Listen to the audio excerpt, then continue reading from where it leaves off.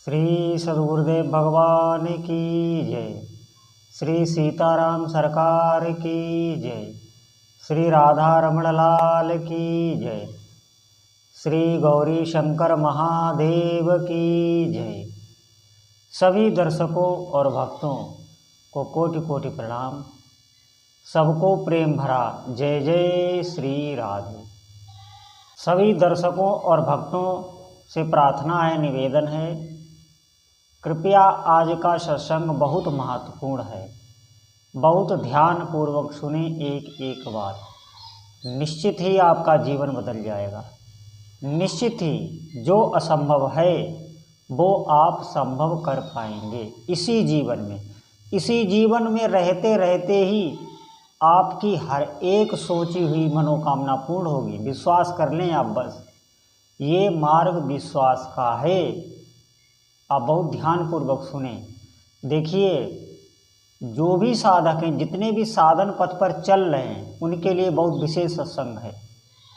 देखिए, कोई भी संत जब कोई साधना बताता है तो आप एक बात ध्यानपूर्वक सुन लें और विश्वास भी कर लें।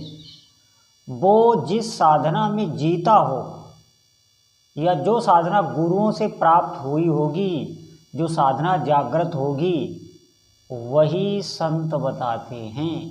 संत कोई ऐसी साधना नहीं बताते जिसका उन्होंने खुद स्वाद नहीं लिया हो। ये एक विशेष लक्षण होता है संतों में। जो संत होगा, जो भी भगवान मार्ग पे चलेगा, वो कभी भी ऐसी कोई बात नहीं बताएगा जो बहकावे वाली हो, जो एक कपोल कल्पना मात्र हो। सच मानिए, मैं जो भी आपको साधना बताने जा रहा हूँ वो निश्चित चमत्कारिक है। जो भी करके देख ले। किसी को भी अगर विश्वास ना होता हो तो वो इस साधना को कुछ समय तक तो करे। देखिए, हम भोजन की सिर्फ बातें ही अगर करते रहेंगे तो क्या हमारा पेट भर जाएगा? आप विचार करें इस बात पर। आप मिठाइयों की सिर्फ बातें ही करते रहें और मिठाई खाएं ना, तो आपका क्या, आपको स्वाद आएगा? क्या अनुभव होगा? क्या आपको आनंद मिलेगा उस मिठाई का? कोई भी भोगों में भी आप देख लें, आप भोगों की चर्चा ही करते रहें, भोग आपको कोई प्राप्त ना हो तो क्या आपको सुख अनुभव होगा? ठीक इसी प्रकार भगवान का नाम जप है। ये कोई ऐसी साधना नहीं है कपोल कल्पना। इससे बड़ी कोई इस जगत में साधना भी नहीं है। आप बहुत कान खोलकर सुने इस बात को। कोई भी साधना नहीं, कोई भी साधक इसको करके देख ले। ये सिद्ध साधना है, ये अनुभव की हुई है, ये ऐसे नहीं है। और तुम्हारे शास्त्रों में जितनी महिमा भगवान नाम जप की लिखी है, शायद ही इतनी महिमा किसी की भी लिखी हो। निश्चित मानिए, एक एक नाम जो आप लेते हैं, उस एक एक नाम का बहुत महत्व होता है, बहुत महत्व होता है। अभी आपको पता नहीं चल रहा। क्यों? क्योंकि इतना हमारे ढेर जमा है पीछे कर्मों का, उसको ये भस्म कर रहा है। निश्चित मानिए, थोड़े ही दिनों में आपको आनंद की अनुभूति होने लगेगी। और ज्यों ही आपको आनंद की अनुभूति होने लगी तो समझिए कि अब ज़्यादा समय नहीं है, अब आपके पाप कर्म नष्ट होने लगे। और ज्यों ही आपको आनंद में अनुभूति होने लगी तो आपकी नाम में रुचि होने लगेगी। ये सबसे बड़ा लक्षण है।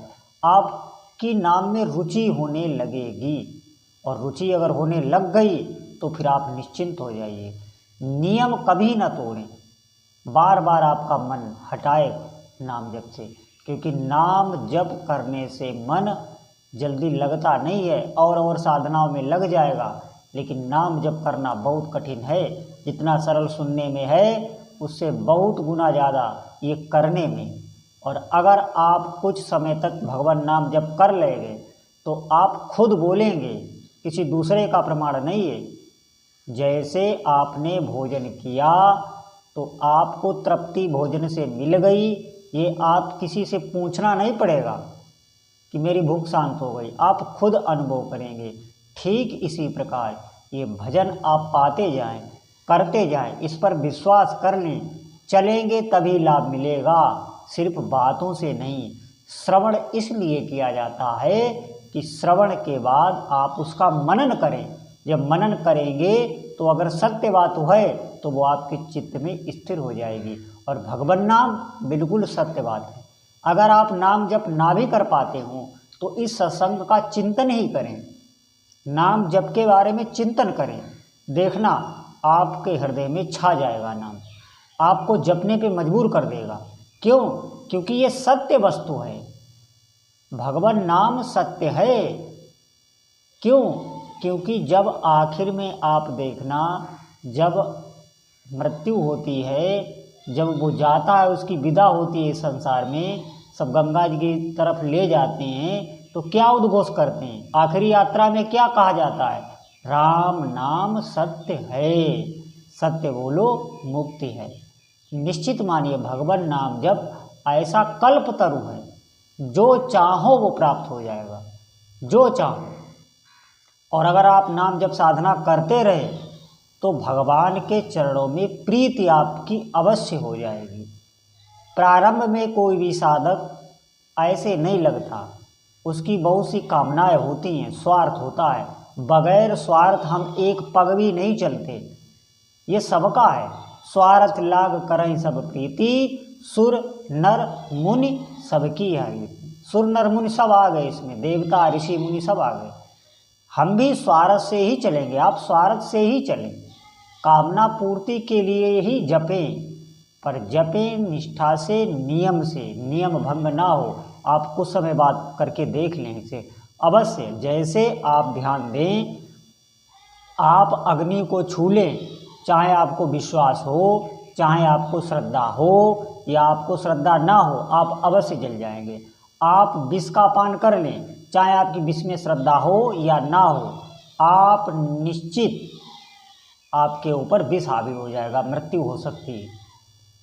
ठीक इसी प्रकार अरे ये जब वस्तुएं अपना स्वभाव नहीं छोड़ती तो भगवान का नाम क्या अपना स्वभाव छोड़ देगा?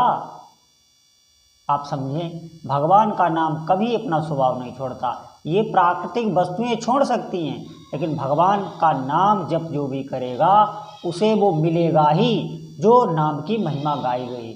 और नाम की महिमा कोई गा भी नहीं सकता। नाम की महिमा अनंत है, जो जितना जपता है, जिसको जितना अनुभव हुआ है, वो उतना ही बता सकता है इसके बारे में।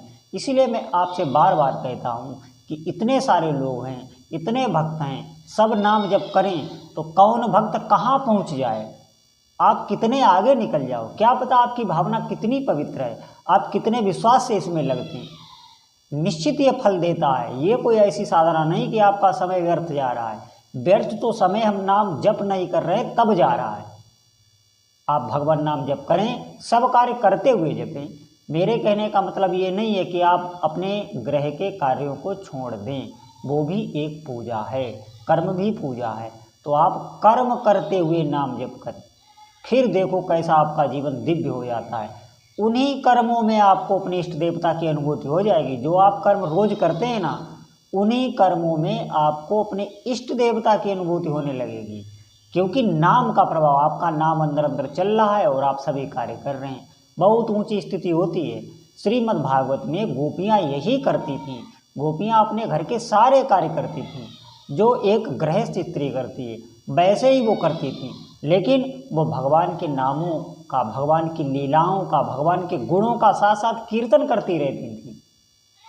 अब गोपियों के पैरों की धूल बड़े बड़े ऊंचे ब्रह्मा जी, भगवान शिव, सबने ये कहा है, श्रीमद् भागवत में लिखा है कि गोपियों के चरणों की रज मिल जाए। स्वयं भगवान भी ये बात कह रहे हैं। आप समझें कितनी महिमा उन गोपियों की है, कैसे हो गई। ये भगवान नाम जप का प्रभाव है। उल्टा नाम जपा जग जाना, बाल्मीक भय ब्रह्म समाना। वो तो उन्होंने तो उल्टा उल्टा ही जपा। अब नाम का स्वभाव ही है, नाम में इतनी सामर्थ्य है, चाहे जैसे भी कोई जपे उसका कल्याण होगा। देखो शिशुपाल, कंस, रावण आदि, इन्होंने तो भगवान का द्वेष पूर्वक नाम जपा। कंस तो भगवान से द्वेष करता था, वो द्वेष से नाम जपता था। कृष्ण कृष्ण द्वेष से, डर से, भय से। कैसे भी जपो, देखो उसका कल्याण हुआ कि नहीं। भगवान के श्री हाथों से उसकी मृत्यु हुई। उनकी गोद में वो मरा, उसका मृत शरीर पड़ा है। आप समझे कितनी सौभाग्य, जिन भगवान की तपस्या करते करते शरीर अस्थि पंजर हो जाता, उनके दर्शन तक नहीं मिलते, उन भगवान की गोद में वो शरीर छोड़ रहा है। आप चिंतन कीजिए, वो एक लीला जरूर है, लेकिन वो है भगवान का पार्षद ही। ये सब नाम की महिमा है। सुमिर पवन सुत पावन नामू, अपने बस कर राख्यो राम। हनुमान जी महाराज ने श्री रामचंद्र जी को अपने बस में कर लिया। क्यों? क्योंकि डोरी आप खींचते जाओ, पतंग आपके हाथ में ही होगी, एक दिन पतंग आपके हाथ में होगी। ऐसे आप अपने इष्ट देवता का नाम जपते चले जाओ, उनका रूप आपकी आंखों में छा जाएगा, आ नहीं जाएगा, छा जाएगा। विश्वास करें इस बात पर सभी साधकों से। तो ये आज एक चेतावनी ही समझें, बहुत सावधानी से बात को मानेंगे तभी लाभ होगा। सिर्फ सुनने मात्र से कुछ नहीं होता, आप करने लग जाए। विश्वास करें, कोई भी बात कही जा रही है वो अनुभवभूत है और इससे बड़ी कोई साधना भी नहीं। फिर आपको कुछ भी करने की ज़रूरत नहीं पड़ेगी, फिर आपको इधर उधर आशीर्वाद मांगने की ज़रूरत नहीं पड़ेगी। आप स्वयं संतुष्ट हो जाएंगे, आप स्वयं से संतुष्ट हो जाएंगे। इस बात को आप समझें, चिंतन करें और भगवान नाम जप का आश्रय लें, सभी आपके बिगड़े काम बनने लगेंगे। आप देखना कुछ ही दिनों में। बोलो जय जय श्री सीताराम।